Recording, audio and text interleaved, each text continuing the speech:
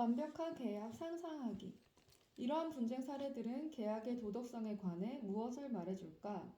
계약은 자율과 호혜라는 서로 다른 두 가지 이상으로부터 도덕적 효력을 이끌어낸다. 하지만 실제 계약에서는 대개 이러한 이상이 전부 충족되는 경우는 드물다. 내가 우월한 지위에 있는 상대와 거래를 한다면 내 동의는 전적으로 자발적이라기보다는 압력이나 극단적일 경우 강요에 의한 것일 수도 있다. 또 내가 교환 대상에 대해 더 많은 정보를 갖고 있는 상대와 거래를 한다면 그 거래가 서로에게 이익이 되기 어려운 경우도 있다. 극단적으로는 사기를 당하거나 속는 경우도 있다. 실생활에서는 사람마다 처한 상황이 다르다. 따라서 협상력과 지식에서 늘 차이가 있게 마련이다. 그럴 경우 합의했다는 사실만으로는 공정하다고 확신할 수 없다. 계약을 했다는 이유만으로 도덕성이 보장될 수 없는 이유가 바로 여기에 있다. 따라서 공정한 계약인가, 두 사람이 무엇에 동의했는가를 묻는 것은 항상 의미가 있는 일이다. 반면 힘과 지식이 동등하고 똑같은 상황에 있는 사람들 사이의 계약을 상상해보자. 그리고 계약 대상이 배관술이나 일반적인 거래가 아니라 사회생활을 지배하고 우리에게 시민의 권리와 의무를 배분하는 원칙이라고 상상해보자. 그렇게 동등한 사람들 사이의 계약에는 강제나 속임수, 그 밖의 불공정한 요소가 끼어들 여지가 없다. 합의라는 미덕만으로도 계약 조항들은 모두 공정할 것이다. 그런 계약을 상상할 수 있다면 평등이 보장된 최초의 상황에 대한 가설적 합의라는 롤스의 생각에 도달할 수 있다. 무지의 장막은 힘과 지식이 원초적으로 평등한 위치를 보장한다. 누구도 다른 사람의 사회적 지위, 장단점, 그들의 가치와 목적을 모른다는 것을 보장함으로써 심지어 자신도 모르는 상태에서 거래 우위를 차지하는 사람이 없어지게 된다. 각자의 재산, 사업, 직업 등에 관한 정보가 주어진다면 그 결과는 독단적인 사태로 왜곡된다. 원초적 지위에서 적당한 합의를 이끌어내려면 참여자들은 공정한 위치에서 도덕적 인간으로 평등하게 대우받아야 한다. 이러한 최초의 계약 상황을 설정함으로써 이 세상에 존재하는 의무성을 바로잡아야 한다. 아이러니하게도 무지의 장막 뒤에서의 가상적 합의는 실제 계약의 흐릿한 형태가 아니며 따라서 도덕적 기반이 약하지도 않다는 사실이다. 그것은 실제 계약의 순수한 형태이므로 도덕적으로 더 강력하다. 정의의 두 가지 원칙. 롤스가 옳다고 가정해보자. 무지의 장막 뒤에서, 즉 원초적 평등 상황에서 사람들에게 어떤 원칙을 선택할지 묻는 방법으로 정의에 대해서 생각해볼 수 있다고 하자. 과연 어떤 원칙이 나올까? 롤스는 우리가 공리주의를 선택하지 않을 것으로 보았다. 무지의 장막 뒤에서는 자신이 사회에서 어떤 위치에 있게 될지 알 수 없지만 어떤 목표를 추구하고 또 존중받고 싶어할 것이란 사실은 분명히 알고 있다. 만약 자신이 인종적으로나 종교적으로 소수 집단에 속할 것으로 판명될 경우 설령 다수가 쾌락을 느낄지라도 자신이 결코 억압받고 싶지는 않을 것이다. 또한 무지의 장막이 올라가고 실제 삶이 시작되었을 때 자신이 종교 박해나 인종차별의 희생자가 되는 것도 원치 않을 것이다. 그러한 위험을 방지하기 위해 우리는 공리주의를 거부하고 모든 시민이 양심의 자유와 사상의 자유 같은 기본권을 평등하게 누려야 한다는 원칙에 동의할 것이다. 또한 이 원칙의 전반적 복지를 극대화하려는 노력보다 우선되어야 한다고 요구할 것이다. 그리고 사회적 경제적 이익을 위해 우리의 기본권과 자유를 희생하려 들지도 않을 것이다. 그렇다면 사회적 경제적 불평등을 통제하기 위해서는 어떤 원칙을 택하게 될까? 자신이 지독히 가난한 처지에 있을 경우를 대비하여 처음에는 소득과 부의 완전한 균등한 배분을 선호할 수도 있다. 하지만 이윽고 그보다 나은 방법, 심지어 가장 하층 사람에게도 더 나은 선택이 있을 것이란 생각을 하게 된다. 약간의 불평등을 인정.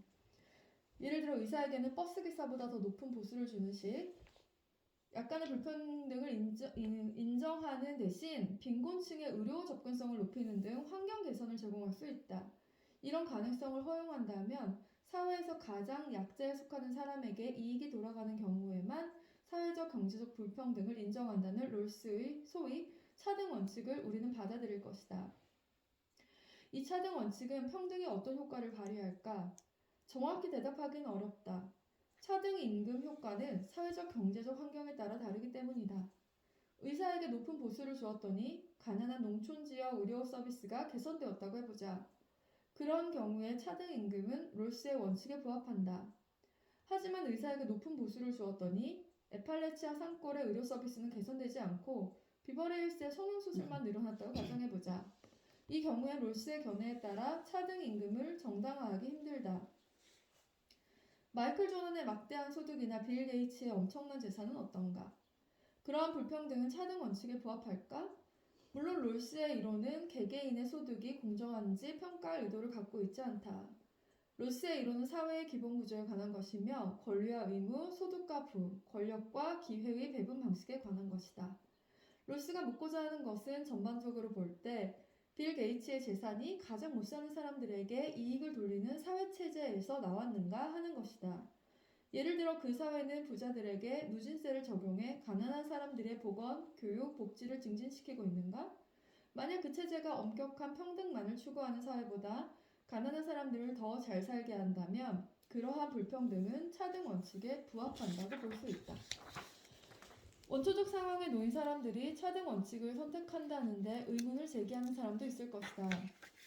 무지의 장막 뒤에서 사람들은 도박을 하지 않으리라고 자신이 높은 지위에 놓일지도 모른다는 희망으로 대단히 불평등한 사회를 선택하지는 않으리라고 어떻게 장담할 수 있을까? 아마 어떤 사람은 자신이 왕이 될 수도 있다는 희망에 남의 땅을 경작하는 농노가 될지도 모를 위험까지 무릅쓰면서 봉건사회를 선택하기도 할 것이다. 롤스는 사람들이 자신의 기본적인 삶을 지배할 원칙을 선택할 때 그러한 모험을 할 것으로 생각하지는 않았다. 자신이 모험을 좋아하는 성향을 갖고 있는지 알지 못하는 상황, 무지의 장막 뒤에서는 그러한 성향도 알 수 없다. 에서 커다란 위험을 무릅쓰면서까지 무리한 도박은 하지 않을 것이다. 그런데 차등 원칙을 지지하는 롤스의 주장이 단지 원초적 상황에 놓인 사람들은 위험을 피할 것이란 추측에만 전적으로 의존하는 건 아니다. 무지의 장막이라는 장치의 밑바탕에는 사고 실험과는 별개의 도덕적 주장이 제시되고 있다. 그 주장의 핵심은 소득과 기회의 분배는 도덕적 관점에서 볼 때 임의적 요소에 기초해서는 안 된다는 것이다. 임의적 요소 배제하기. 롤스는 정의에 대해 대립적인 몇몇 이론의 비교를 통해 그러한 주장을 제시했다. 우선 봉건 귀족 사회부터 시작한다. 오늘날 봉건 귀족 계급이나 카스트 제도가 정의롭다고 주장하는 사람은 없다. 롤스는 이런 제도가 출생이라는 우연을 기준으로 소득, 재산, 기회, 권력을 배분한다는 점에서 불공평하다고 보았다. 귀족으로 태어난 사람은 농노로 태어난 사람이 누릴 수 없는 권리와 권력을 갖지만 타고난 환경은 그가 노력한 결과가 아니다. 따라서 삶의 전망이 이런 임의적 요소에 달려 있다면 정의롭지 않다. 시장 경제 사회는 최소한 어느 정도는 그런 임의성을 교정한다. 재능 있는 사람에게 일할 기회를 주고 법 앞의 평등을 보장한다. 시민들은 기본적 자유를 평등하게 보장받고 소득과 부는 자유시장을 통해 분배된다. 이처럼 제도적으로 기회균등 및 자유시장을 보장하는 체제는 자유지상주의 정의론에 부합한다. 이 체제는 출생에 따라 계급이 고정되지 않는다는 점에서 봉건사회와 카스트사회보다 개선된 모습을 보인다. 법적으로 모든 사람에게 노력과 경쟁을 법으로 허용한다. 하지만 현실적으로는 기회가 매우 균등하지 않게 배분될 수도 있다. 가족의 지원과 교육을 많이 받은 사람은 그렇지 못한 사람보다 확실히 유리하다. 경주에 참가할 기회를 모든 사람에게 주는 것은 좋은 일이지만 서로 다른 출발선에서 경주를 시작해야 한다면 공정하다고 보기 어렵다. 그렇기 때문에 롤스는 기회균등이 제도적으로 보장되는 자유시장에서 소득과 부가 공정하게 배분된다고 볼 수 없다고 주장한다. 자유지상주의 체제에서 가장 정의롭지 못한 부분은 분배되는 몫이 도덕적으로 봤을 때 대단히 임의적인 요소에 부적절하게 영향을 받는 상황이 허용된다는 점이다. 이 부정의를 바로잡는 한 가지 방법은 사회적 경제적 불리함을 개선시켜 나가는 것이다. 공정한 능력주의 사회는 제도적 기회균등에 그치지 않고 그 이상의 조치들로 이를 실현하려 노력한다. 예를 들어 공정성을 해치는 장애물을 제거하기 위해 가정 형편이 어려운 학생도 풍요로운 가정 출신 학생과 똑같은 기반에서 경쟁할 수 있도록 교육 기회를 고르게 제공한다. 헤드스타트 프로그램, 저소득층 대상 교육 지원 프로그램, 아동 역량 보건 프로그램, 교육 및 직업 훈련 프로그램 등을 통해 모든 사람이 계층이나 가정 환경에 관계없이 같은 출발선에서 설 수 있도록 돕는다. 능력주의라는 명분에 부합하게 자유시장을 통해 소득과 부가 정당하게 배분되려면 재능을 개발할 기회가 누구에게나 똑같이 주어져야 한다. 모두 같은 출발선에서 경주를 시작할 수 있을 때에만 승자는 포상을 받을 자격이 있다고 말할 수 있다. 그런데 롤스는 능력주의라는 개념이 임의적 요소로 인한 부당한 이점을 어느 정도 상쇄하긴 하지만 정의롭다고 하기에는 여전히 미흡하다고 생각한다. 모든 사람을 애써 같은 출발선에 세우더라도 누가 그 경주의 승자를 어느 정도 예측할 수 있기 때문이다. 빠른 주자가 되는 것은 전적으로 내 노력에만 달려있지 않다. 부유한 가정에서 태어나는 것이 우연이든 빠른 주자가 되는 건 역시 도덕적 관점에서 볼 때 우연이다. 루스는 이렇게 썼다. 능력주의 시스템이 사회적 우연의 영향을 완전히 제거한다 해도 타고난 능력과 재능에 따라 부와 소득의 배분이 결정되는 상황은 여전하다. 어쩌자는 거지. 봅시다. 롤스가 옳다면 교육 기회가 균등한 사회에서 운영되는 자유시장도 소득과 부를 공정하게 배분하지 못한다. 이유는 이렇다.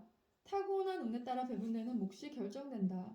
그리고 이러한 결과는 도덕적 관점에서 볼 때 임의적이다. 소득과 부의 배분이 역사적, 사회적 행운으로 결정되어서는 안 되듯이 타고난 자질에 따라 결정되어도 좋을 이유는 없다. 롤스는 능력주의 정의 개념 역시 자유지상주의 개념과 같은 이유로 결함이 있다고 결론을 내린다. 둘 다 배분되는 몫이 도덕적으로 볼 때 임의적인 요소에 의해 좌우되기 때문이다. 사회적 상황이 배분되는 몫을 결정하는 데 미친 영향을 고민하다 보면 결국 타고난 우연이 배분되는 몫에 미치는 영향을 고민하게 된다. 또 타고난 우연의 영향을 고민하다 보면 사회적 상황의 영향을 고민하게 된다. 도덕적 관점에서 보면 둘 다 임의적이다. 정의에 관한 자유지상주의 개념과 능력주의 개념에서 모두 발견되는 도덕적 임의성이라는 결함을 감안한다면 평등을 보다 강조하지 않는 개념에는 결코 만족할 수 없다고 롤스는 주장한다. 그렇다면 평등을 보다 강조하는 개념은 무엇일까? 교육기회의 불평등을 수정하는 것과 선천적인 재능의 불평등을 수정하는 것은 별개의 문제다. 어떤 주자가 다른 주자에 비해 빠르다는 사실이 마음에 걸린다고 그 빠른 주자에게 납덩이 신발이라도 신겨야 할까? 평등주의의 비판적인 일부 사람들은 능력주의 시장 경제 사회의 유일한 대안은 재능 있는 사람에게 불이익을 주어 평등을 이루는 방법